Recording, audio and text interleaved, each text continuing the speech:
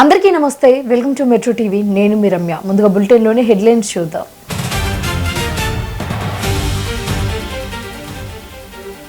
10 జిల్లాలకు శాసనమండలిలో ఆమోదం. శాసనమండలి నిరవధిక వాయిదా వేసిన చైర్మన్.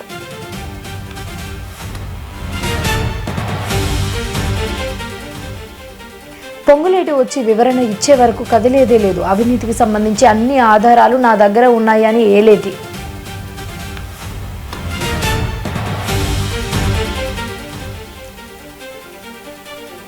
డిఎస్సి విషయంలో లోకేష్ రాజీనామా చేయాలి. అక్రమాలపై సిబిఐతో విచారణ జరిపించాలి అని వైఎస్ జగన్. కూతురు మాటలపై సురేఖ కూడా ఆలోచించుకోవాలి. తాటాకుల చప్పులకు రేవంత్ రెడ్డి భయపడరు అన్న కాంగ్రెస్ మహిళా నేతలు.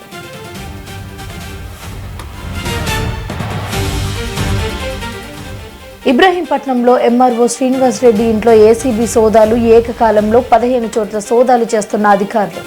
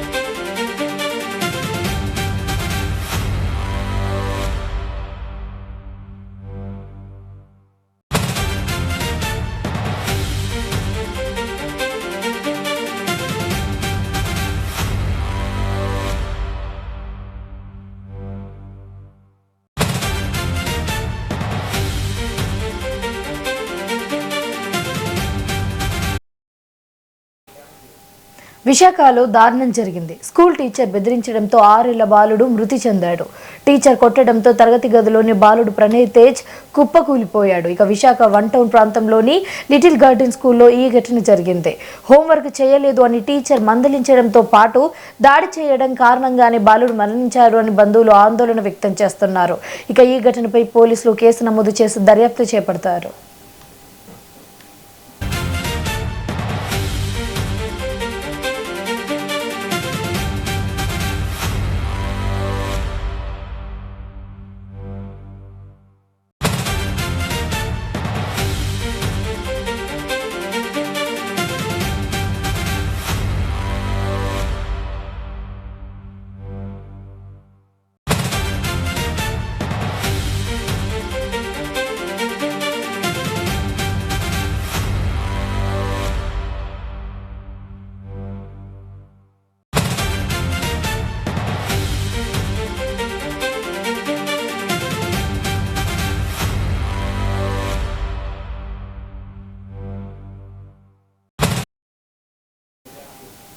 విశాఖలో దారుణం జరిగింది. స్కూల్ టీచర్ బెదిరించడంతో 6 ఏళ్ల బాలుడు మృతి చెందాడు.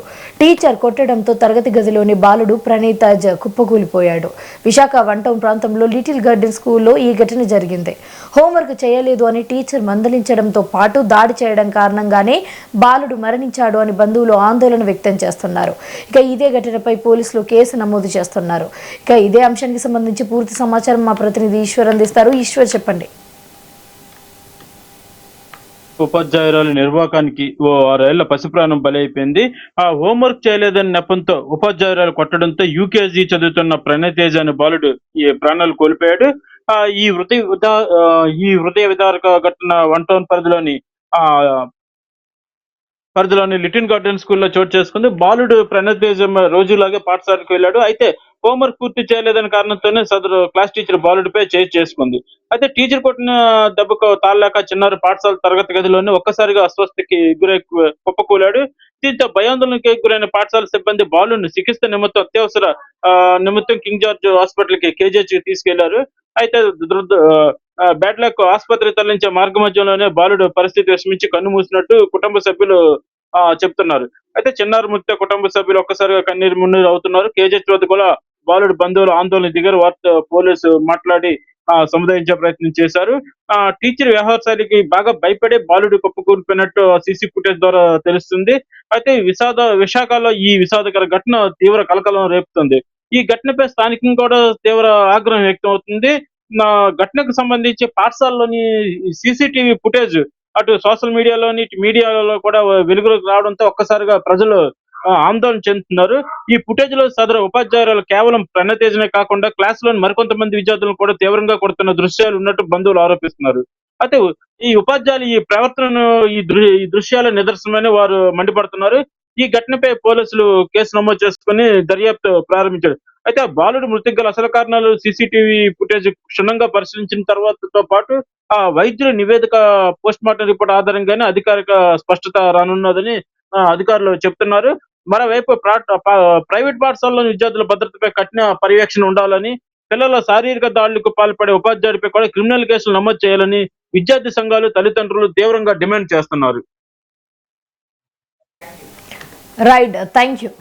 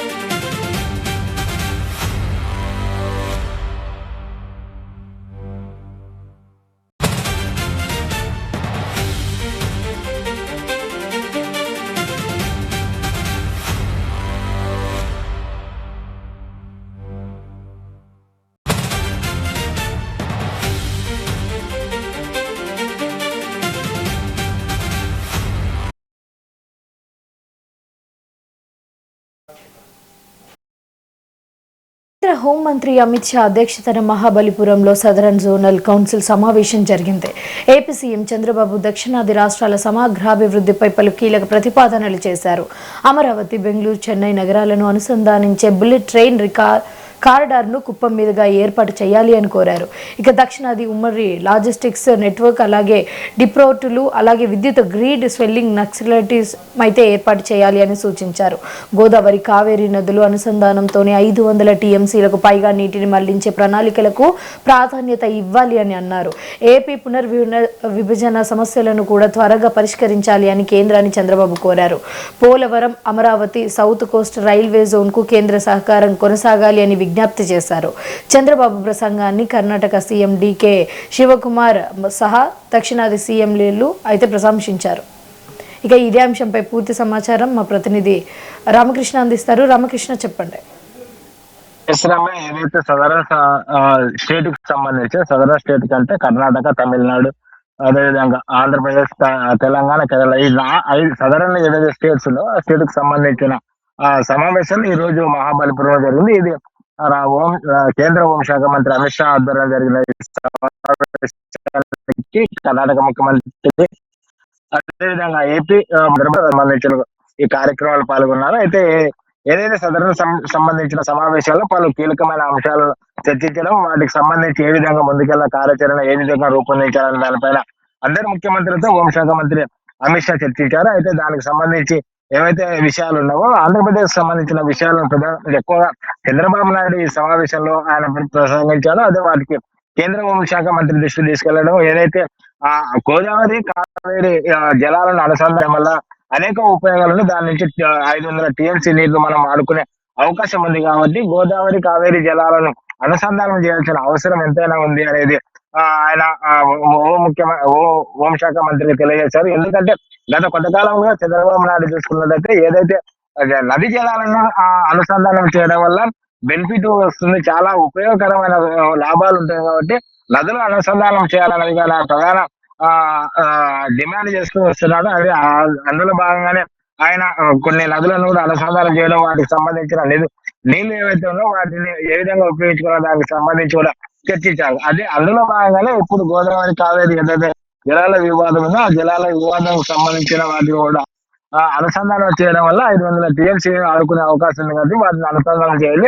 అదేవిధంగా అమరావతి, బెంగళూరు ఆ క్యాడర్ కి సంబంధించి చెన్నై వరకు బుల్లెట్ ట్రైన్ ను కుప్పం మీదుగా ట్రైన్ వినియోగించుకోవాలనేది కూడా ఆయన ప్రతిపాదన చేశారు. అదేవిధంగా పునర్విభజన ఆంధ్రప్రదేశ్ కి అయితే పునర్విభజన సమయంలో అనేక హామీలు కేంద్ర ప్రభుత్వం ఇచ్చింది. ఆ హామీలను వెంటనే అమలు చేయాలి, అమలు చేసే విధంగా కార్యాచరణ రూపొందించాలని కూడా ఆయన డిమాండ్ చేశారు. కాబట్టి ఈ అన్ని విషయాల్లో ఏవైతే కేంద్ర సాధారణ మీటింగ్ ఏదైతే జరిగిందో దానికి సంబంధించి అన్ని విషయాలు చంద్రబాబు నాయుడు లేవనెత్తనో దానికి సంబంధించి ఇతర రాష్ట్రాల ముఖ్యమంత్రులు కూడా చంద్రబాబు ఏదైతే అంశాలను ప్రస్తావించారో ఆ అంశాలకు వాళ్ళు కూడా మద్దతు తెలిపినట్టు కూడా మనకు తెలుసు. కాబట్టి ఏదైతే ఇవన్నీ విషయాలు సదరణ మీటింగ్ లో ఏవైతే జరిగాయో వాటిని హోంశాఖ అమిత్ షా దృష్టికి తీసుకెళ్లిన నేపథ్యం ఉంది. కాబట్టి ఏదైతే బెంగళూరు, చెన్నై, అమరావతి మీదుగా బుల్లెట్ ట్రైన్ పొడిగించాలన్నది ప్రధాన డిమాండ్. అదేవిధంగా ఏపీ పునర్విభజన బిల్లు ఏవైతే ప్రతిపాదన చేసినా వాటిని అమలు చేయాలనేది కూడా ఆయన చంద్రబాబు నాయుడు ప్రధానంగా ప్రస్తావించినట్టు మనకు తెలుస్తుంది. Ramya. Right, thank you Ramakrishna.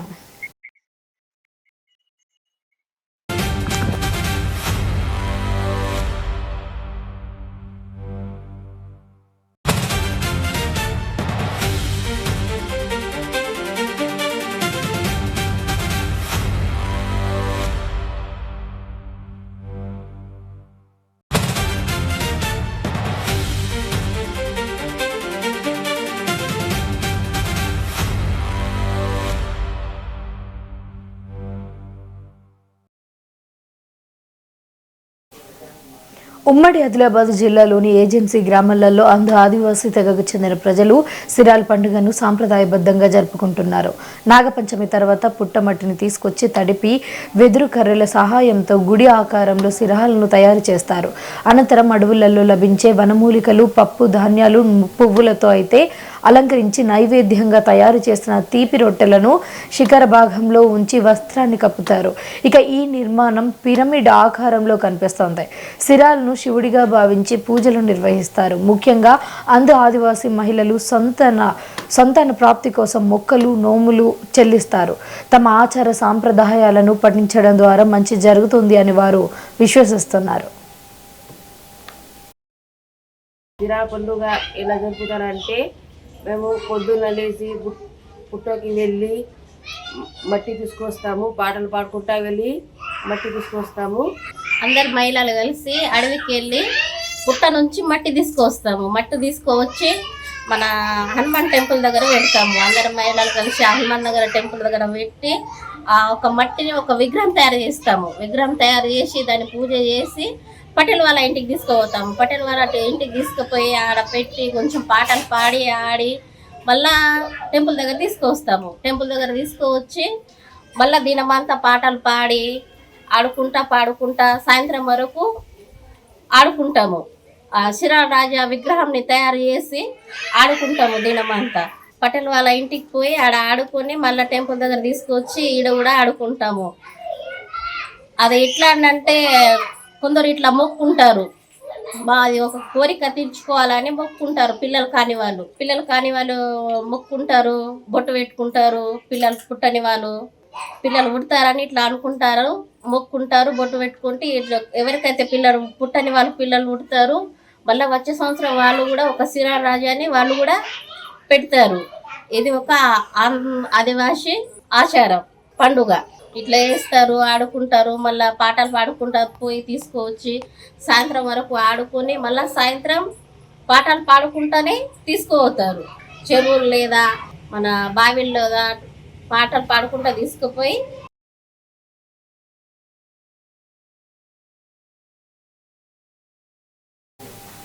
మంచిర్యాలలో Venkataswamy విగ్రహ ఆవిష్కరణ రాజకీయంగా హాట్ టాపిక్ గా మారింది. ఇంతకాలం కవరేజ్లకే పరిమితమైన వెంకటస్వామి విగ్రహాన్ని ఇవాళ మాజీ ఎమ్మెల్యే ప్రేమ్ సాగర్ కుమార్ అయితే ఇక్కడ వర్గానికి వ్యతిరేకంగా భావిస్తూ ప్రస్తుతం మంత్రి వివేక్ అనుచరుడిగా ఉన్న జగన్మోహన్ రావు ఆవిష్కరించడం చర్చకు దారితీసింది. మంత్రి వివేక్కు పదవి దక్కినప్పటి నుంచి ప్రేమ్ సాగర్ రావు అసంతృప్తిగా ఉన్నారు అని ప్రచారం నేపథ్యంలో జిల్లాలో ఎమ్మెల్యే వర్సెస్ మంత్రి అనే చర్చ నడుస్తోంది. ఇక ఎమ్మెల్యే నియోజకవర్గంలోని సమయంలో విగ్రహ ఆవిష్కరణ జరగడంతో ఇది కేవలం ఒక కార్యక్రమమేనా లేక బల ప్రదర్శన అనే చర్చ మొదలైంది. ఇక విగ్రహ ఆవిష్కరణతో మరోసారి కాంగ్రెస్లోకి అంతర్గత విభేదాలు బయటపడ్డాయి అని రాజకీయ వర్గాలలో చర్చ జరుగుతోంది.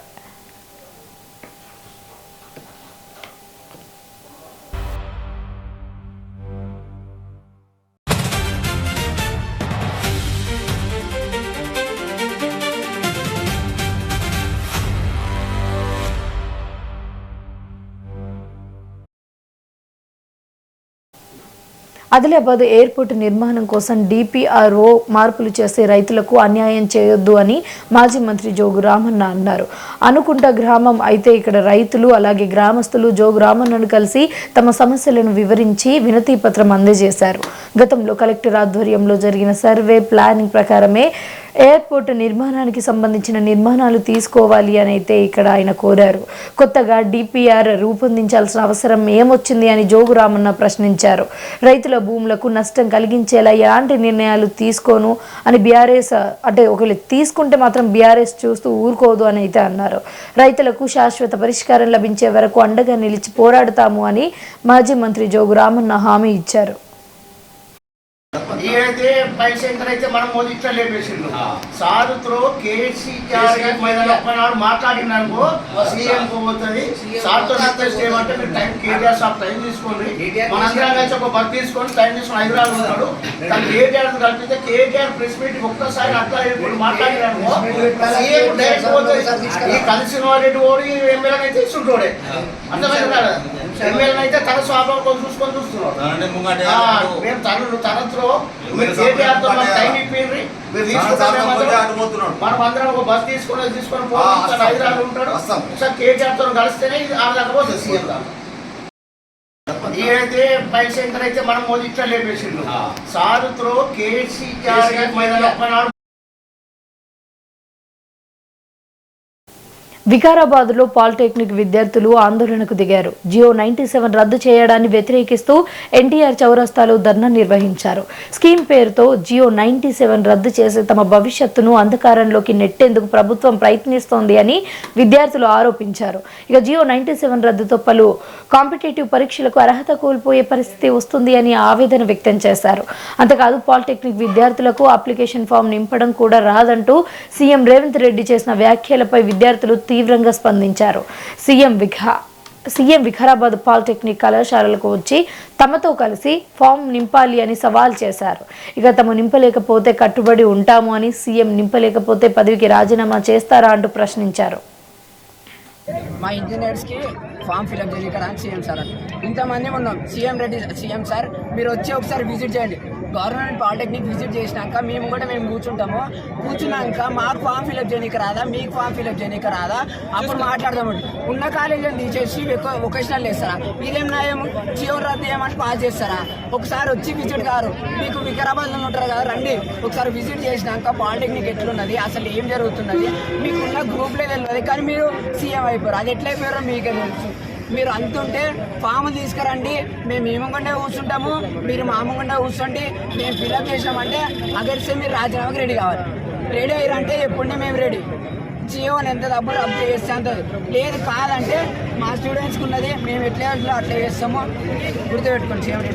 మా ఇంజనీర్స్కి తెలంగాణ ప్రభుత్వం 97 జీవో తీసుకొచ్చి పాలిటెక్నిక్ విద్య అనేదాన్ని శక్తి అనే పేరుతో ఏదైతే యంగ్ ఇండియా స్కిల్ యూనివర్సిటీ కిందకి చేర్చి విద్యార్థుల భవిష్యత్తు నాశనం చేసే విధంగా ఈరోజు ఏదైతే తెలంగాణ ప్రభుత్వం ఆనందిస్తుందో ఈ విధానానికి ఎస్ఎఫ్ఐ పూర్తిగా వ్యతిరేకిస్తుంది. దాంతో కాబట్టి మొన్న కాలేజీ దగ్గర ధర్నాలు నిరసన చేయడం జరిగింది. ఈరోజు రాష్ట్ర వ్యాప్తంగా పాలిటెక్నిక్ కాలేజీలో బంద్కు పిలుపునివ్వడం జరిగింది. ఎందుకంటే ఏదైతే యంగ్ ఇండియా స్కిల్ యూనివర్సిటీ ఉందో అది ఒక ప్రైవేట్ వ్యవస్థ. ఆ ప్రైవేట్ వ్యవస్థను ఈరోజు పాలిటెక్నిక్ కాలేజీలకు అనుసరించడం వల్ల ఈ పాలిటెక్నిక్ విద్య అనేది ఏదైతే గవర్నమెంట్ పాలిటెక్నిక్ కాలేజ్ ఉన్నాయో ఆ బిల్డింగ్ అంతా ఇన్ఫ్రాస్ట్రక్చర్ అంతా మీరు ప్రైవేట్ వ్యవస్థకు ప్రైవేట్ స్కిల్ ఇండియా యూనివర్సిటీకి ఇస్తే వాళ్ళు ఇప్పటికీ అందించిన కోర్సులకు ఏదైతే స్కిల్ ఇండియా యూనివర్సిటీ అందిస్తున్న స్కూళ్లకు ఒక్కొక్క కోర్సుకు 1,75,000 ఫీజు పెట్టారు. కాబట్టి పాలిటెక్నిక్ కాలేజీలో విద్యను అందిస్తున్న విద్యార్థులందరూ పేద బలహీన వర్గాల విద్యార్థులు. కాబట్టి ఈరోజు మేము ఎస్ఎఫ్ఐగా ఈరోజు చెప్తున్నది ఏంటంటే శక్తి స్కీమ్ను పూర్తిగా వ్యతిరేకిస్తున్నాం. శక్తి స్కీమ్ను రద్దు చేయాలి. ఏదైతే ఎస్బిటెట్ ఆధ్వర్యంలో పాలిటెక్నిక్ కాలేజ్ నడుస్తున్నాయో దానిని కంటిన్యూ చేస్తూ దాన్ని డెవలప్ చేస్తూ ల్యాబ్లు అదేవిధంగా ప్రాక్టికల్స్ వల్ల కల్పించు పాలిటెక్నిక్ కాలేజ్ను కంటిన్యూ చేసి వాళ్ళని అభివృద్ధి అయ్యే విధంగా కృషి చేయాలని చెప్పేసి మేము ఈరోజు ఎస్ఎఫ్ఐగా డిమాండ్ చేస్తున్నాం. తెలంగాణ విజయనగరం జిల్లాలో ఏసీబీ అధికారులు లంచం తీసుకుంటూ ఉన్న జలవనరుల శాఖ ఏఈని రెడ్ హ్యాండెడ్గా పట్టుకున్నారు. గరివిడి మండలం కొండలక్ష్మీపురం గ్రామంలో కోళ్ల ఫామ్ ఏర్పాటు కోసం అనుమతుల విషయంలో ఏఈ లంచం డిమాండ్ చేసినట్లుగా ఏసీబీ అధికారులు తెలిపారు. ఇక పంచాయతీ తీర్మానం ఇతర అనుమతుల కోసం 15,000 రూపాయలు లంచం డిమాండ్ చేసినట్లుగా ఆరోపణలు ఉన్నాయి. లంచం తీసుకుంటూ ఉండగా జలవనరుల శాఖ ఏఈ చింతల మహేష్ను ఏసీబీ అధికారులు రెడ్ హ్యాండెడ్గా పట్టుకున్నారు. ఇక ఘటనకు సంబంధించి ఏసీబీ అధికారులు తదుపరి విచారణ చేపట్టారు.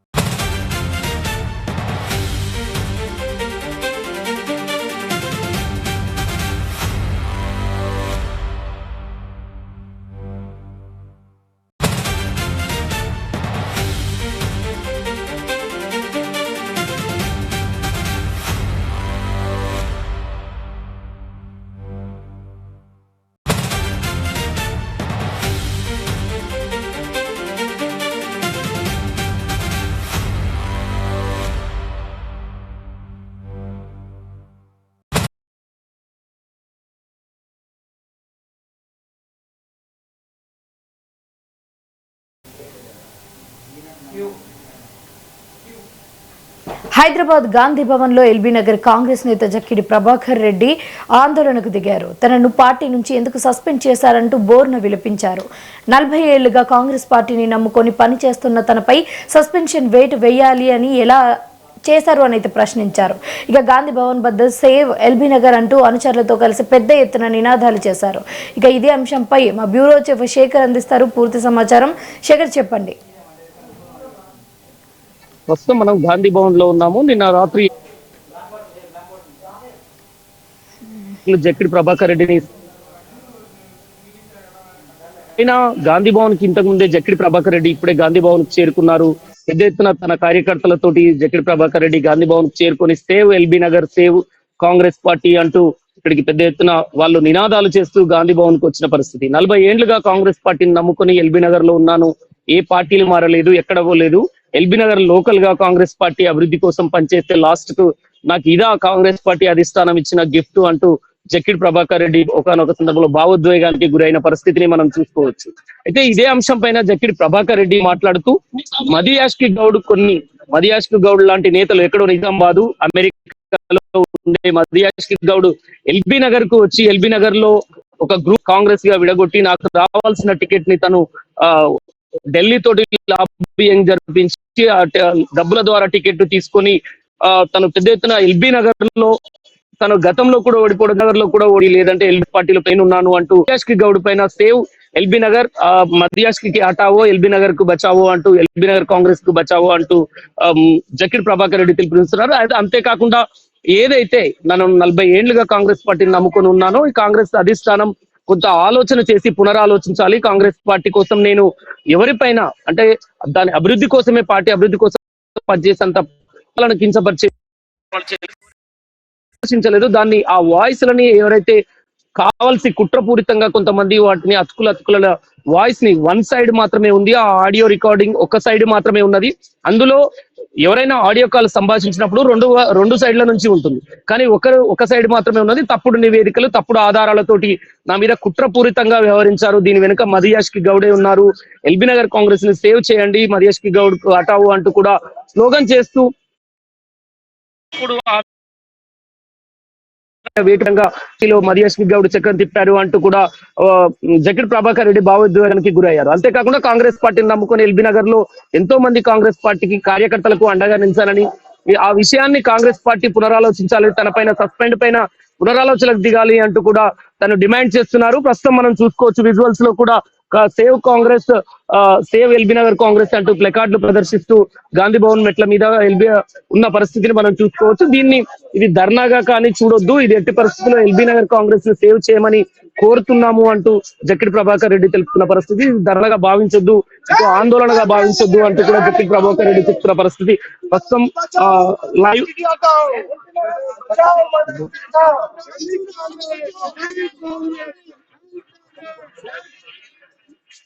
ఎస్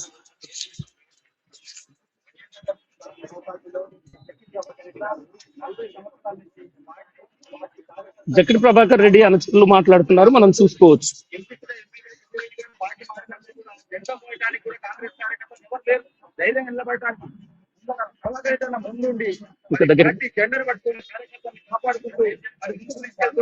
ఈ రోజు మరి మన వచ్చిన అసెంబ్లీ ఎలక్షన్ లో మరి ఓటింగ్ ఎంత అయింది, ముందుకు ఆయన మోహన్ సైడ్ పెట్టి మాట్లాడదామన్నారు. అలాంటి సంకేతం లేదు, ఏ మరి పార్టీని రక్షించుకోవాలంటే కార్యకర్తలు అందరం కూడా ఒకటే, పార్టీ కాపాడుకుంటూ సీనియర్ నాయకుడిని ఈ రోజు పార్టీ సస్పెండ్ చేసింది. పార్టీ మీద తప్పు పడతలేదు, మా మీద వస్తున్నటువంటి ఎలిగేషన్లు, తప్పుడు ప్రచారాలు, ఈ తప్పుడు ప్రచారాలతోటి మరి పార్టీని ఆగం చేస్తూ ఎప్పిన కార్యకర్తల ధైర్యాన్ని కోల్పోతున్నాం. మరి ఇప్పుడు మా కార్యకర్తలకు అండ ఉన్నటువంటి జక్కిడి ప్రభాకర్ రెడ్డి గారిని సస్పెండ్ చేయడం వల్ల ఎవరికి లాభం? ఒకసారి ఆలోచించుకోవాలి. గత ఎలక్షన్ లో నీ ఎమ్మటి ఉన్నది ఎవరు? ప్రచారం చేసింది ఎవరు? ఇప్పుడు వచ్చిన వాళ్ళు ఎవరు? పోయిన ఎలక్షన్ లో నీకు ఎవరెవరు ఏ పార్టీలో ఉన్నారు? ఒకసారి గుర్తుపెట్టుకో. వాళ్ళని పక్కన పెట్టుకొని మా మీద కుట్రపూరితమైనటువంటి ఆలోచనలతోటి పేస్ట్ చేసి అనవసరమైనటువంటి లీకులు ఇచ్చుకుంటూ అవి మీరే తీసుకుంటారు, మీరే పెట్టుకుంటారు, పబ్లిసిటీ చేసుకుంటారు సోషల్ మీడియాలో. మరి దీని వలన ఎవరికి ఉపయోగం? రేపు పార్టీ జెండా పట్టుకొని ఇంటింటికి పోయి కాంగ్రెస్ పార్టీకి ఓటేయమంటే పబ్లిక్ ఏ విధంగా స్పందిస్తారు? దీని మీద ఒకసారి ఆలోచించుకొని అధిష్టానం సరైన నిర్ణయం తీసుకొని ప్రభాకర్ రెడ్డి గారు లాంటి సీనియర్ నాయకుడిని మరొకసారి పునరాలోచించి మరొకసారి నిర్ణయం తీసుకోవాలని. ఏ ప్రెస్ మీట్ లో కానీ ఏ ప్రెస్ మీట్ పరంగా కానీ ఎవరినా సూచించిన దాఖలా లేవు. 40 సంవత్సరాల నుంచి ఎక్కడి నుంచి వచ్చినాయి ఈ నీకులు? కావాలని తీసుకొచ్చినాయి కదా. ఒకసారి ఆలోచన చేయండి. ప్రజలందరూ తెలుసు. నా పేరు బొడిగ స్వామి గౌడ్, మధురపాటి డివిజన్ అధ్యక్షుడిగా కొనసాగుతున్నాను. నేను పుట్టినప్పటి నుంచి కాంగ్రెస్ పార్టీ జెండా తప్ప ఇంకో పార్టీ జెండా పోయలేదు. ఎన్ని విధాలుగా ఏదైనా కూడా కాంగ్రెస్ పార్టీకే మేము సేవ చేసుకుంటాం.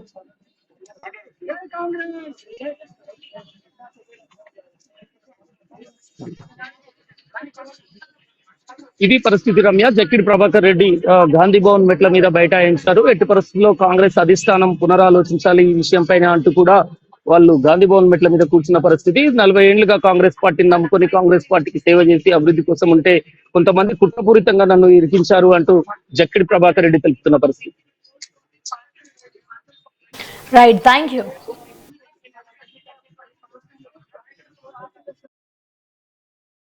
ఇప్పుడు ఎల్పిన నియోజకవర్గంలో ఏదైతే ఉందో కాంగ్రెస్ పార్టీని పూర్తిగా భూస్థాపితం చేయడానికి కంకణం కట్టు. ఈయన ఏమైనా కూడా అన్ని పార్టీ పదవులు అమ్ముకోవడము, లేకపోతే అక్కడ ఈయన రాకతోని ఎల్బీనగర్లో స్పా సెంటర్లు, ఇప్పుడు మీకు తెలుసు ప్రైవేట్ హాస్పిటల్లో మెడికల్ వాళ్ళందరి దగ్గర కమిషన్ తీసుకోవడము, నెలకోసారి ఈ నియోజకవర్గం వచ్చి కలెక్షన్ తీసుకొని పోతుంటారు. ఎల్బీనగర్ నియోజకవర్గంలో ఈయనకున్న 1200 కాలనీలలో 1212 మంది కాలనీ పేరు చెప్పలేడు ఈయన. అట్లాంటి వ్యక్తి మా మీద పెట్టి రుద్ది ఇవన్నీ జరుగుతున్నాయి. కాబట్టి అధిష్టాన వర్గం అసలు ఆలోచించాలి. ఈ మదియాసితోని కాంగ్రెస్ పార్టీ ఒరిగింది లేదు, ఏం లేదు. అసలు ఆయనకు మాకు వచ్చిన పంచాయతీ ఏంటంటే బిగ్ బాస్ చౌరస్తాలో రాజశేఖర రెడ్డి విగ్రహం ఉంటే డెవలప్మెంట్ పర్పస్లో తీసి పడేసామని చెప్పింది ఆయన. నేను కొట్లాడి డాక్టర్ వైఎస్ రాజశేఖర రెడ్డి గారి విగ్రహం పెట్టించాను. అప్పటి నుంచి మనం కక్ష కట్టి